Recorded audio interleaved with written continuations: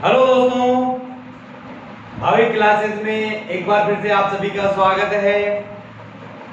हम राजस्थान इतिहास का अध्ययन कर रहे थे और राजस्थान इतिहास के अध्ययन के अंतर्गत हमने हमारे पिछली क्लास में साहित्यिक स्रोतों के बारे में हम अध्ययन कर रहे थे और साहित्यिक स्रोतों के अध्ययन के अंतर्गत हमने कुछ स्रोतों के बारे में हम अध्ययन कर चुके थे। अपने कुछ स्रोत अभी भी शेष हैं। उन स्रोतों के बारे में आज हम अध्ययन करेंगे और कुछ अध्ययनों को अपने आने वाले अपनी अगली क्लासों में हम अध्ययन करेंगे। तो देखिए, जो आज का अपना जो टॉपिक है, आज का अपना जो टॉपिक है वो है पारसी भाषा के साहित्य। ठीक है, पारसी भाषा में जो साहित्य लिखे गए हैं उनकी आज हम बात करेंगे। तो आज का अपना टॉपिक कौन सा है? वो है पारसी भाषा के साहित्य।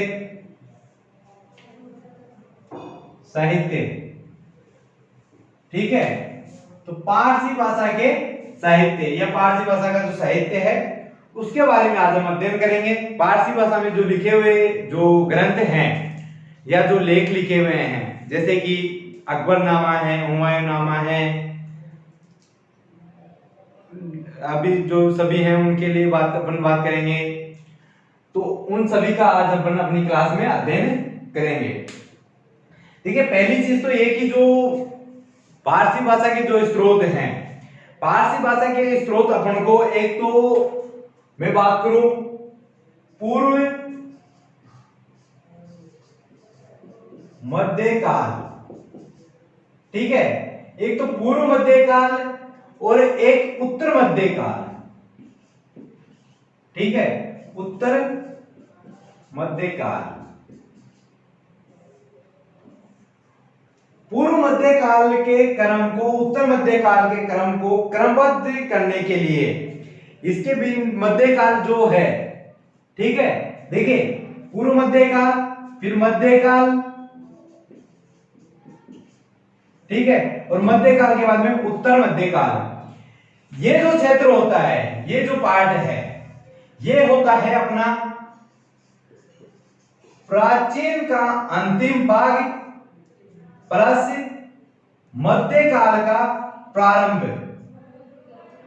या मैं कहूं प्रारंभिक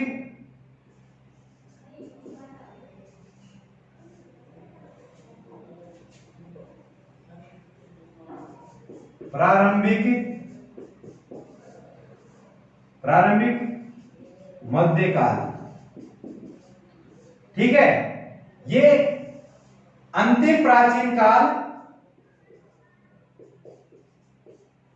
प्लस प्रारंभिक मध्यकाल। उसके बाद में मध्यकाल आ गया और उत्तर मध्यकाल की अपन जब बात करते हैं तो उत्तर मध्यकाल में देखिए जो बात करें अपने अंतिम मध्यकाल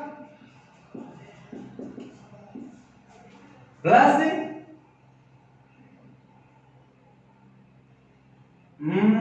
प्रारंभिक आधुनिक काल। ठीक है, जो आधुनिक काल जहां से प्रारंभ होता है, आधुनिक काल के प्रारंभ होने तक का मतलब उसमें जो अध्ययन है, अपन बात करें पूर्व मध्यकाल और उत्तर मध्यकाल, इन दोनों के जो क्रम है, इन दोनों के बीच का जो क्रम है सारा, उसको एक एडजस्ट मतलब या हम कहें कि जो सही तरीके से जमाने के लिए जो पारसी भाषा के साहित्य हैं उनका बहुत ही महत्वपूर्ण स्थान है। उसके बाद में अपन बात करें तो देखिए जो इसके इनमें जो लेखक हैं, जो भी इनके जो लेखक हैं, लेखक देखिए जो भी यहाँ पे जिस भी घटना का उन्होंने अपने ग्रंथ में उल्लेख किया है, उस घटना के अंदर कम से कम या अधिक से अधिक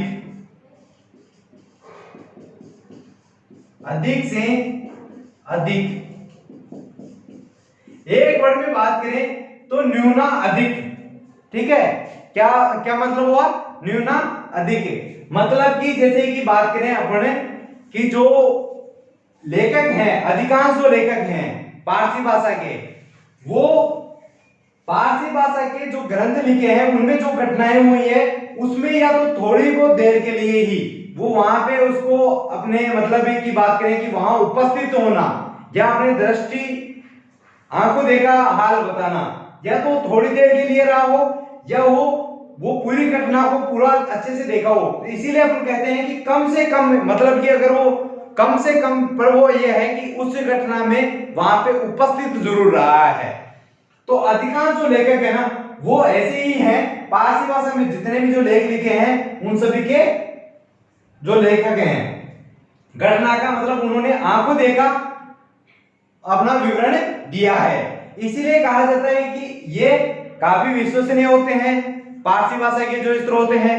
फिर एक चीज मैंने आपको पिछली क्लासों में भी मैंने बताया था कि जो पारसी भाषा के जो साहित्यिक स्रोत हैं और जो संस्कृत भाषा या राजस्थानी भाषा के जो साहित्यिक स्रोत लिखे गए हैं उन दोनों में अगर आपको किसी चीज में अगर डाउट है तो उन दोनों को मिला लीजिए।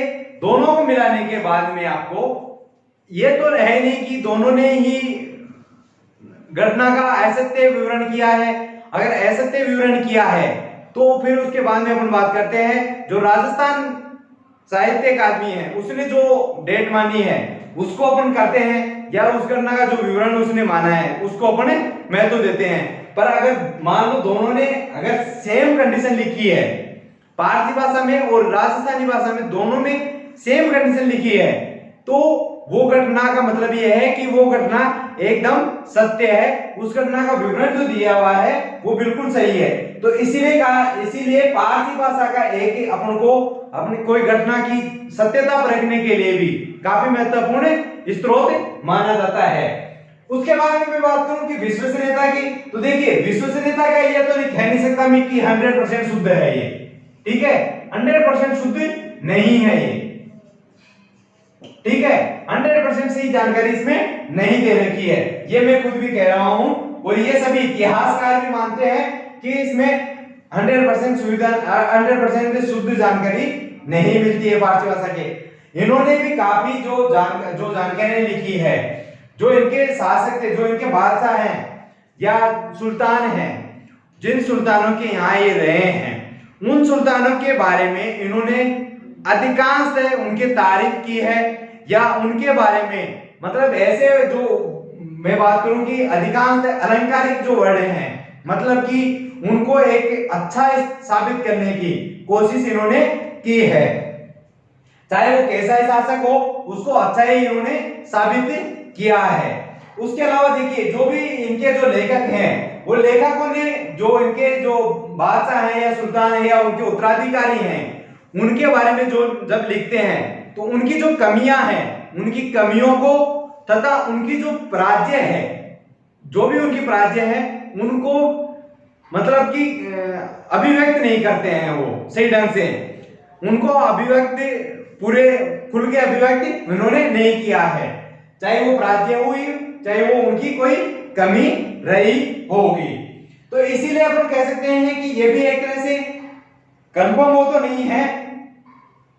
उसके बाद में हम बात करें, देखिए जो बादशाह है या जो उत्तराधिकारी हैं उन्होंने देखिए ज्यादातर सभी ने अपनी जो जीवन की जो एक अपन आज की बात करें तो जो डायरी लिखते हैं आत्मकथा या जो जीवनियां लिखी है वो काम भी ज्यादातर सभी बादशाहों द्वारा या तो किसी से लिखवाया है या स्वयं ने लिखा है, ये भी कार्य किया है। तो उसमें भी ज्यादा अपन बात कर सकते हैं कि अगर मान लो खुद ने स्वयं ने लिखा हो तो अपने बारे में कुछ कमियां तो लिखेगा नहीं, या जैसे अपन बात करें कि जो किसी से अपन ने लिखवाया है तो ऑब्वियसली बात है उसके यहाँ आश्रय प्राप्त कर रखा है, उसको वहां पे रोजगार दे रखा है या उसके दरबार में स्थान दे रखा है तो उसके बारे में ज्यादा बुराइयां करेगा नहीं, इसीलिए उनको उनकी ज्यादा कमियों का पता चलता। तो देखिए अपन अभी पारसी भाषा की जो लेखक हैं जो उनके द्वारा जो लिखी हुई ग्रंथ हैं या उनके द्वारा जो लेख लिखे गए हैं पारसी भाषा में, ठीक है, उनका एक एक करके अपन आगे अपनी अनुवाद उनका बारे में विवरण करेंगे। ठीक है, तो अभी जो अपन जो पहला जो अपना ग्रंथ है, या मैं कहूं कि जो पहले जो लेखक हैं पारसी भाषा के, उनके अगर बारे में बात करें तो पहले जो लेखक हैं उनका क्या नाम है, तो वो है हसन निजामी। ठीक है, हसन निजामी ने देखिए 12वीं शताब्दी के अंदर, या मैं कहूं कि 12वीं शताब्दी के जो अंतिम भाग है या अंतिम 2 दशक हैं, अंतिम 2 दशकों में हसन निजामी ने एक ग्रंथ लिखा था और उस ग्रंथ का नाम था ताजुल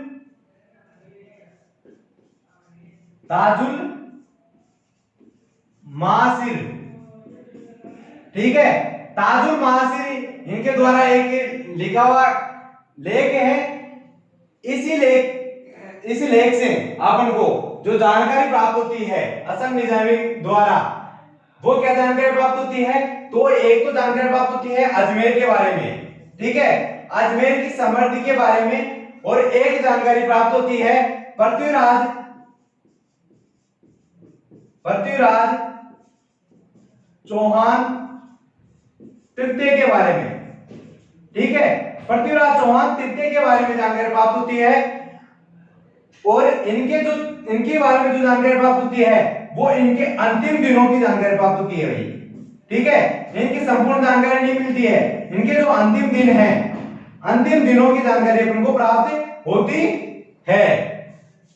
तो हसन निजामी द्वारा जो जानकारी प्राप्त होती है 12वीं शताब्दी में, इनके द्वारा लेख लिखा हुआ है 12वीं शताब्दी के अंतिम 2 दशकों में, ताजुल मासिर नामक, उससे अपन को अजमेर के बारे में जानकारी प्राप्त होती है, अजमेर की समृद्धि और अजमेर के जो रहन सहन है, उनका जो खान पान है, या उनकी कहा जाता है कि अजमेर काफी उस समय वैभवशाली नगर था, उसके बारे में पता चलता है। उसके अलावा जो पृथ्वीराज चौहान है, इसके पृथ्वीराज चौहान तृतीय के जो अंतिम दिन है उसके बारे में जानकारी अपन को प्राप्ति होती है। उसके अलावा देखिए जो मोहम्मद गौरी है, मोहम्मद गौरी की अजमेर पे हुई विजय के बारे में भी इसमें उल्लेख अपन को मिलता है। तो ये संपूर्ण जानकारी किससे प्राप्त होती है, हसन निजामी करती ताजुल मासिर नामक लेख से। ठीक है, उसके बाद में अपन बात करें जो पारसी भाषा का जो अन्य जो लेख है उसके बारे में बात करें, तो देखिए जो अगले जो लेखक हैं उनकी मैं बात करूं तो उनका नाम है मिनहाज उस सिराज। क्या नाम है, मिनहाज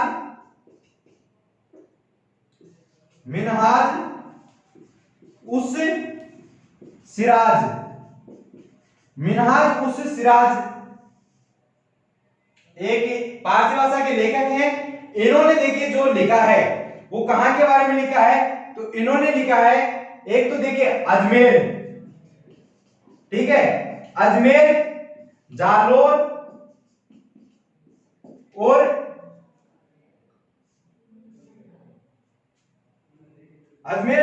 नागौर।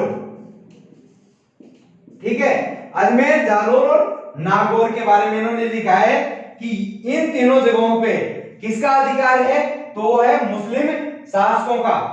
ठीक है, इस पे किसका शासन है, तो मुस्लिम शासकों का अधिकार है।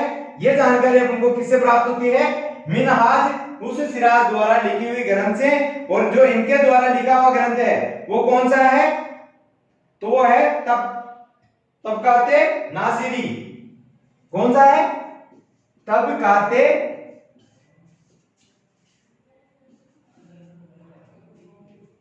नासिरी। ठीक है, तबकाते नासिरी नामक इनका लेख है, उससे अपन को जानकारी प्राप्त होती है। ये किसके द्वारा लिखित है, मिनहाज उस सिराज के द्वारा, तबकाते नासिरी। और कब लिखा है, तो 13वीं शताब्दी में। ठीक है, 13वीं शताब्दी में इन्होंने एक ग्रंथ लिखा है। और इससे क्या जानकारी प्राप्त होती है, जो अजमेर है, जालोर है, नागौर है, राजस्थान में, इन 3 जगहों पे किसका अधिकार है, तो वो है मुस्लिम शासकों का अधिकार है। ठीक है, ये संपूर्ण जानकारी इसके बारे में उनको पता चलती। तो देखिए उसके बाद में जो अगले जो लेखक हैं पारसी भाषा के, वो है हजरत अमीर खुसरो। कौन है? हजरत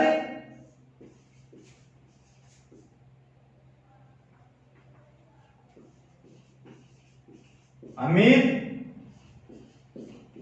खुसरो। ठीक है, हजरत अमीर खुसरो। हजरत अमीर खुसरो ने 13वीं शताब्दी के लास्ट में, 13वीं शताब्दी या ये कहें 13वीं और 14वीं शताब्दी, देखिए इन्होंने 2 शताब्दियों में अपने ग्रंथ लिखे हैं, 13वीं शताब्दी और 14वीं शताब्दी में। तो ऐसा नहीं है कि 200 वर्ष तक लिखे हैं, 13वीं शताब्दी के अंतिम और 14वीं शताब्दी के प्रारंभ में इन्होंने ग्रंथ लिखे हैं हजरत अमीर खुसरो ने। ठीक है, इनके जो ग्रंथ हैं, इनके ग्रंथों के जो नाम है वो है तारीख ए अलाई, तारीख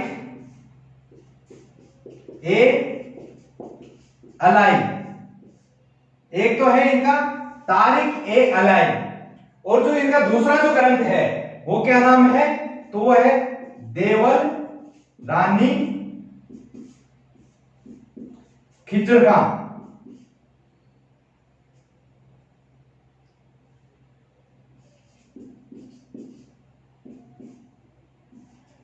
ठीक है, देवल रानी खिजरगाह एक इनका ये ग्रंथ है। एक तो देखिए तारीख ए अलाई है और एक देवल रानी खिजरगाह है, और एक जो इनका ग्रंथ है वो है खजाइनुल फुतुहू, खजाइनुल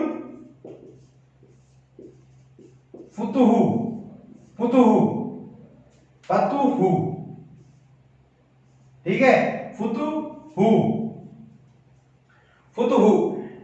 तो खजाइनुल फुतुहू, ये 3 इनके ग्रंथ हैं। देखिए एक ग्रंथ तो ये है तारीख ए अलाई, दूसरा है देवल रानी खिजरगाह, और तीसरा इनका जो ग्रंथ है वो कौन सा है? खजाइनुल फुतुहू। इन तीनों ग्रंथों में जो इनकी जो जानकारी प्राप्त होती है वो किसके बारे में जानकारी प्राप्त होती है? तो अलाउद्दीन खिलजी के बारे में जानकारी प्राप्त होती है। किसके बारे में? अलाउद्दीन खिलजी के बारे में।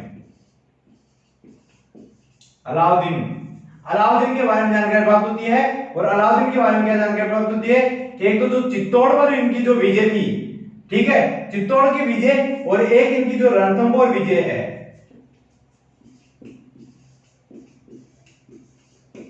रणथंभौर विजय। ठीक है, अलाउद्दीन खिलजी द्वारा चित्तौड़ पर विजय और जो रणथंभौर पर विजय है उसके बारे में जानकारी अपन को किससे प्राप्त होती है? हजरत अमीर खुसरो के, हजरत अमीर खुसरो के जो द्वारा जो लिखे हुए 3 जो लेख हैं, तारीख ए अलाई, देवल रानी खिजरगाह और खजाइनुल फुतुहू, इन तीनों से ही क्या जानकारी प्राप्त होती है कि अलाउद्दीन खिलजी की चित्तौड़ और रणथंभौर पे विजय कब के हैं? तो 13वीं शताब्दी के अंतिम भाग और 14वीं शताब्दी के शुरुआत के ये ग्रंथ हैं। उसके बाद में हम बात करें तो जो नेक्स्ट जो इनका लेखक है पारसी भाषा के, उसके बारे में बात करें तो उसका नाम है जियाउद्दीन बन्नी।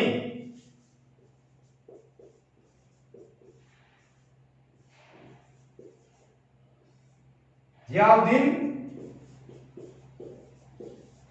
बन्नी। जियाउद्दीन बन्नी द्वारा देखिए जो लेख लिखा गया है वो कौन सा लेख है? तो तारीख ए फिरोज शाही।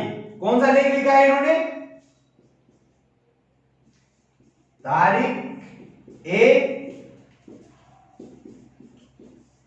फिरोज शाही। ठीक है, तारीख ए फिरोज शाही किसके द्वारा लिखा हुआ है? जियाउद्दीन बन्नी के द्वारा। इसके जो इस ग्रंथ से जो अपन को जानकारी प्राप्त होती है वो किसके बारे में जानकारी प्राप्त होती है? तो इससे जानकारी प्राप्त होती है जो खिलजी है, खिलजी वंश। एक तो देखिए पूरे खिलजी, इससे अपन को पूरे खिलजी वंश की जानकारी प्राप्त होती है एक तो, और एक उस समय का जो 13वीं शताब्दी का राजस्थान का जो इतिहास है उसके बारे में अपन को इससे जानकारी प्राप्त होती है। तो उसके बाद में जो अपना जो अगला जो लेख है उसके बारे में बात करते हैं। उसके बाद में देखिए अपने अभी जो पारसी भाषा की जो लेख हैं तो वो है मुगल काल के, ठीक है। अब जो अपने जो लेख हैं वो किस काल के हैं? अभी तक अपने कौन से? सल्तनत काल के, ठीक है। ये सभी लेख कौन से काल के थे? सल्तनत काल के। अब जो अपन पारसी भाषा के जिन लेखों के बारे में बात करेंगे वो कब के लेख हैं? तो वो है मुगल काल के, ठीक है। तो मुगल काल के जब हम लेखों की बात करते हैं तो पहली जो लेख के बारे में जिसका नाम आता है तो वो किसके बारे में आता है? तो वो आता है बाबर, ठीक है। बाबर, बाबर का जो लेख, बाबर की जो आत्मकथा है उसका क्या नाम है? तो वो है बाबर नामा, ठीक है। बाबर नामा, बाबर का जो लेख है, बाबर का जो आत्मकथा है उसका क्या नाम है? बाबर नामा। उसके बाद में हम बात करें जो जहांगीर है, ठीक है। जहांगीर की देखिए तुझके जहांगीरी, क्या नाम है? तुझके जहांगीरी, जहांगीर, तुझके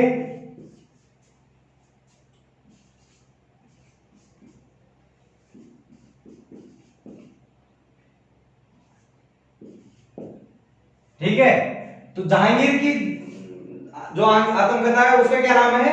तुझके जहांगीरी। उसके बाद में देखिए जो हुमायूं की है, हुमायूं की जो आत्मकथा है वो हुमायूं कृत नहीं है, हुमायूं ने नहीं लिखा है।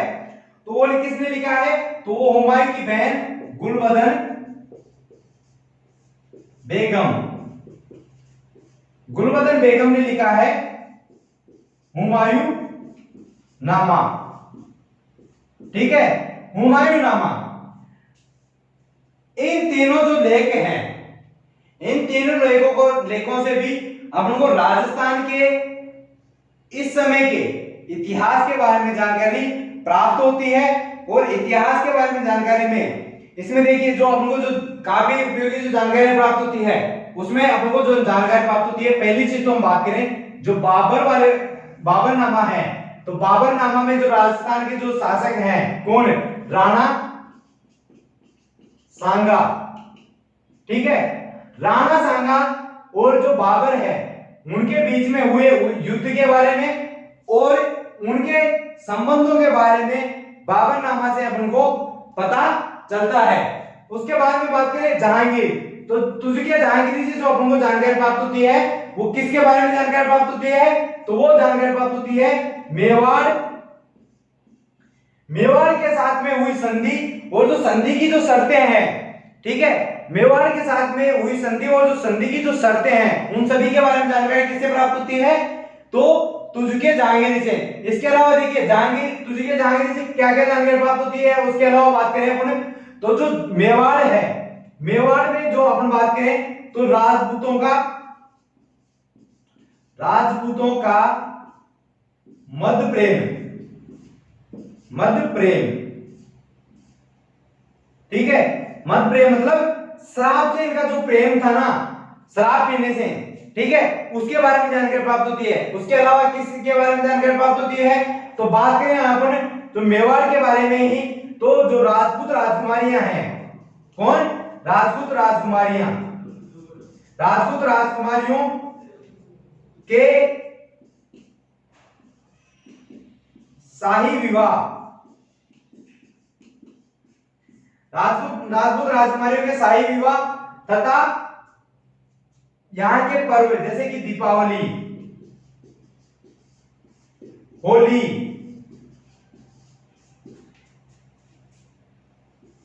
जैसे अपन और भी जो त्योहार हैं उनके बारे में बात करें, दशहरा,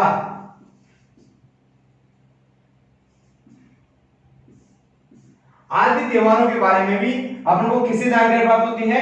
तुझके जहांगीरी से, ठीक है। ये मेवाड़ के बारे में अपन को जानकारी प्राप्त हो रहा था, मेवाड़ के साथ में हुई संधि और जो संधि की जो शर्तें हैं उनके बारे में तो जानकारी प्राप्त होती है। उसके अलावा जो राजपूतों का जो मध्य प्रेम है, शराब से जो प्रेम है उनका, उसके बारे में हमको जानकारी प्राप्त होती है।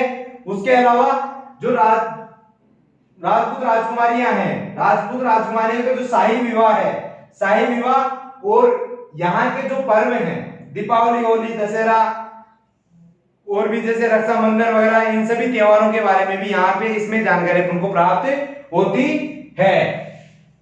तो उसके बाद में अपन बात करें जो हुमायूंनामा है, हुमायूंनामा से जो अपन को जानकारी प्राप्त होती है तो वो किसके बारे में जानकारी प्राप्त होती है, तो मारवाड़, ठीक है, मारवाड़ में मेवाड़ के शासकों के साथ में इनका कैसा संबंध था और इनके संबंधों के बारे में अपन को किससे जानकारी प्राप्त होती है, तो जानकारी प्राप्त होती है हुमायूंनामा से। उसके बाद में अपन इससे में देखिए एक अपन ने बीच में छोड़ा है, पहले आता है बाबरनामा, फिर अपन बात करें हुमायूंनामा की, उसके बाद में तुर्जुके जहांगीरी। अगर समय की बात करें तो बाबर पहले आया तो बाबरनामा पहले लिखी गई है, उसके बाद में हुमायूं जहांगीर से पहले आया तो ऑब्वियसली बात है हुमायूंनामा पहले लिखी गई है।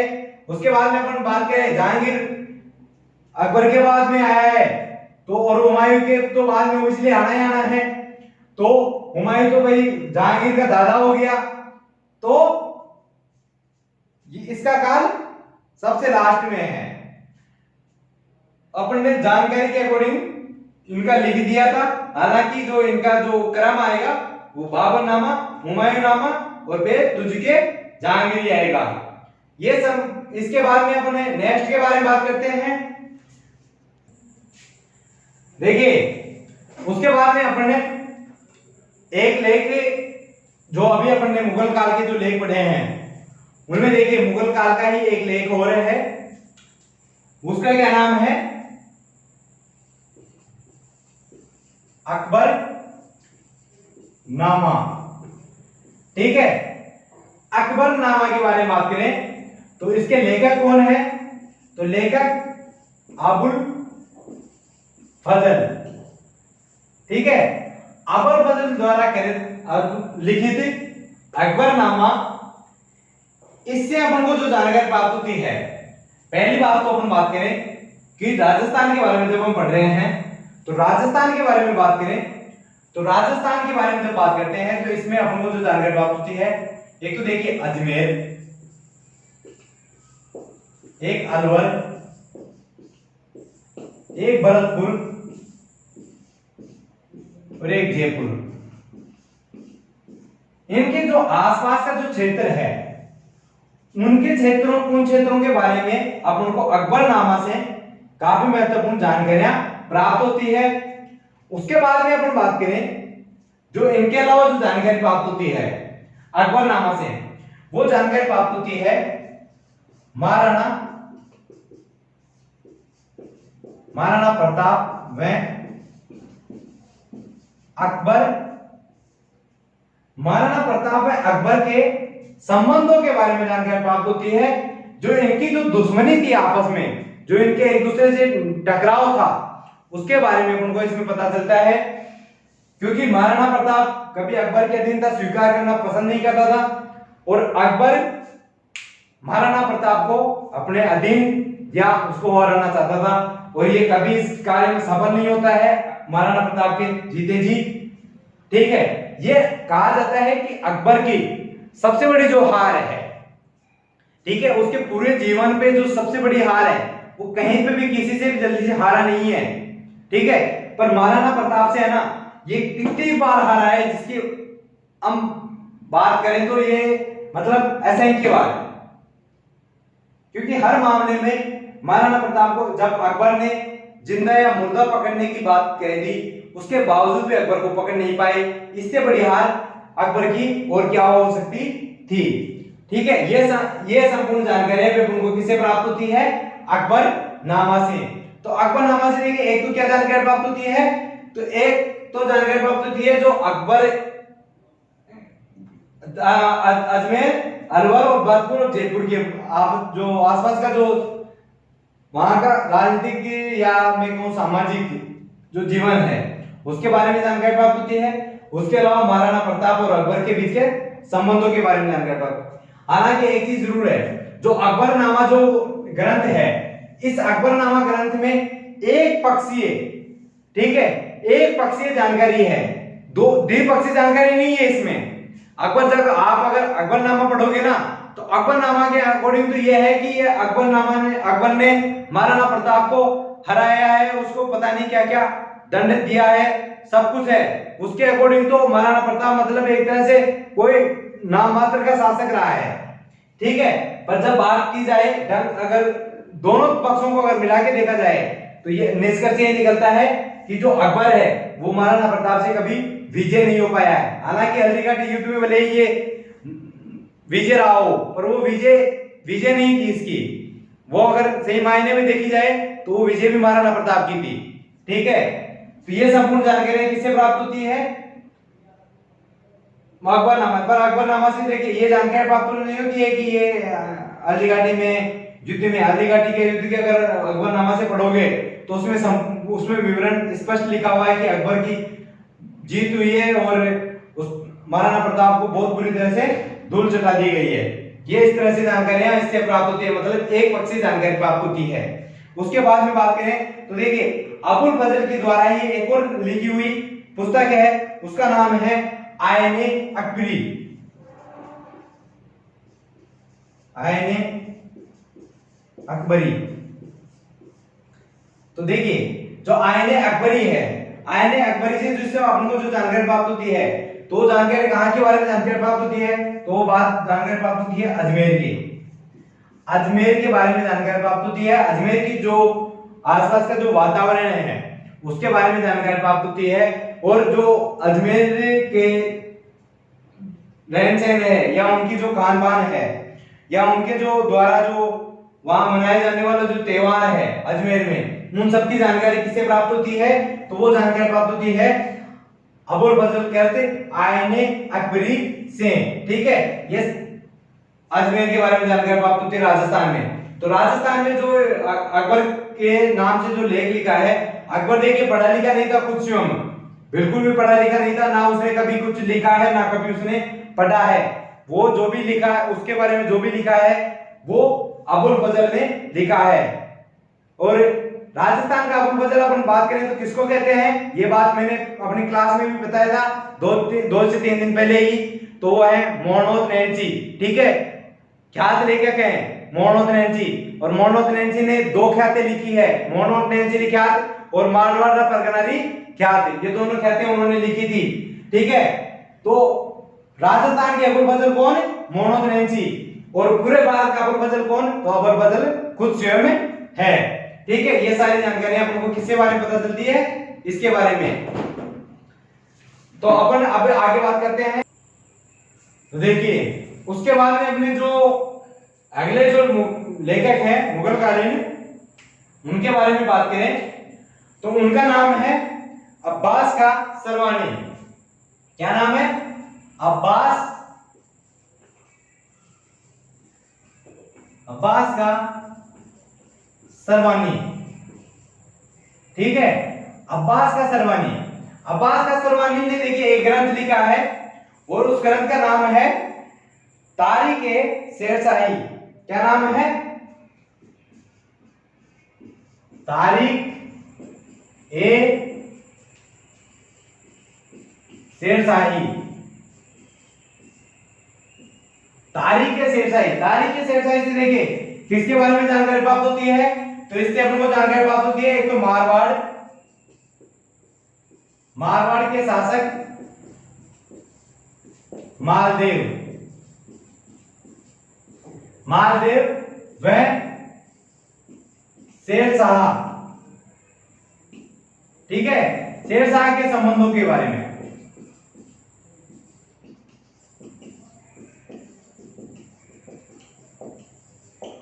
ठीक है। अपन को देखिए जो तारीख-ए शेरशाही है अब्बास के सरवानी के द्वारा लिखी थी, उसे किसके बारे में जानकारी प्राप्त होती है? तो मारवाड़ के शासक मालदेव और शेरशाह के जो संबंध थे उनके बारे में जानकारी प्राप्त होती है। हालांकि ये जानकारी भी जो जानकारी प्राप्त होती है वो भी कैसी जानकारी है? वो भी एक पक्षीय जानकारी है। उसके बाद में अपन बात करें जो नेक्स्ट जो लेखक हैं उनके बारे में बात करें तो नेक्स्ट लेखक कौन है? तो वो है अब्दुल हामिद लाहौरी। अब्दुल हामिद लाहौरी, ठीक है, अब्दुल हामिद लाहौरी।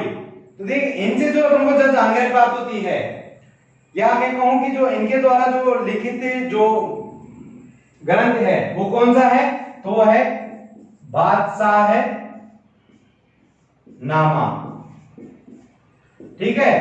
इनका जो ग्रंथ है वो कौन सा है, बादशाह नामा। उसके बाद में अपन बात करें जो नेक्स्ट जो लेखक हैं वो है मोहम्मद साकी मुस्तैद खान।